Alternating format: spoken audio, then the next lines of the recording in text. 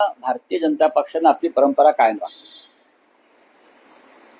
अत्यंत भ्रष्ट अशा व्यक्तीला मंत्रिपदी किंवा मुख्यमंत्री बसवण्याची. मला वाटतं 2020च्या दरम्यान एक स्टिंग ऑपरेशन झालं आणि तृणमूल काँग्रेसच्या 5 खासदारांना ऑन कॅमेरा पैसे स्वीकारताना दाखवण्यात आलं. त्याच्यामध्ये सुवेंदू अधिकारी होते. त्यानंतर सुवेंदू अधिकारी यांच्यावर ईडीच्या आणि अँटी करप्शनच्या धाडी केंद्रानं टाकलं.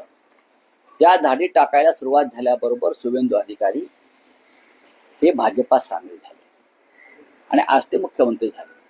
पण आजही आपण जर पाहिलात, मी थोड्या वेळाने तो व्हिडिओ ट्विट करणार आहे की सुवेंदू अधिकारी आजचे मुख्यमंत्री भाजपचे हे अजूनही वॉशिंग मशीनमध्येच फिरत आहेत. तो डाग स्वच्छ झालेला नाही, ते सरळ असे पैसे स्वीकारत आहेत. अशा माणसाला आपण राज्याचं मुख्यमंत्रीपद देऊन भाजपनं भ्रष्टाचारांना सत्ता देण्याची आपली परंपरा राखली, त्याबद्दल त्यांच्या या कन्सिस्टन्सीचं अभिनंदन केलं पाहिजे.